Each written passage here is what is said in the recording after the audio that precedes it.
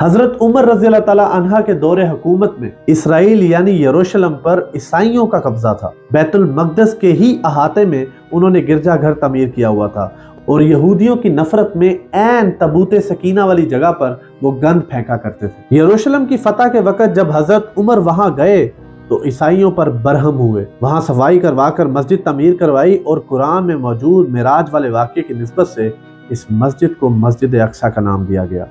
یہودیوں کی دیوار گریہ بھی اسی احاطے میں موجود تھی تو زائرین کی حیثیت سے انہیں بھی وہاں جانے کی اجازت دے دی گئی۔ خلافت عباسیہ تک یروشلم ایک مسلم شہر رہا اور اس کے بعد عیسائیوں نے دوبارہ یروشلم پر قبضہ کر کے اس پر حملہ کر دیا،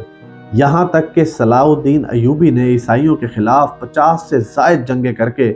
بیت المقدس دوبارہ حاصل کر لیا اور پھر 700 سال تک یہ خلافت عثمانیہ کے زیر سلطنت رہا اور اس وقت یہودیوں کو بھی دیوار گریہ تک اپنے مذہبی اقدامات کرنے کی آزادی دی گئی اور پھر یہودی آہستہ آہستہ یروشلم میں دوبارہ آباد ہونا شروع ہو گئے۔ اس دوران کئی بار انہوں نے خلافت عثمانیہ کے سلطان کو پیسوں کے عوض یروشلم انہیں سونپنے کا لالچ دیا لیکن ناکام رہے، اور پھر دوسری جنگ عظیم میں عیسائی جنرل ہٹلر نے چن چن کر یہودیوں کو مارا اور تقریباً 60 لاکھ کے قریب یہودیوں کا قتل عام کیا گیا اور یہ در بدر بھاگنے پر مجبور ہو گئے۔ اس دوران میں انہیں یہ اندازہ ہو چکا تھا کہ انہیں اب خود اپنی پہچان بنانی ہے اور بائبل میں موجود یہودیوں کے آخری عروج سے قبل والی کئی نشانیاں بھی ظاہر ہو چکی تھیں اور وہ یہ تسلیم کر چکے تھے کہ ان کا آخری مسیحا اب دجال ہوگا جس کی بدولت وہ پوری دنیا میں دوبارہ حکومت کریں گے۔ انہوں نے برطانیہ سے ساز باز کر کے خود کو ایک الگ ریاست تسلیم کروایا، یوں اسرائیل باقاعدہ ایک ملک کی صورت میں دنیا کے نقشے پر ابھرا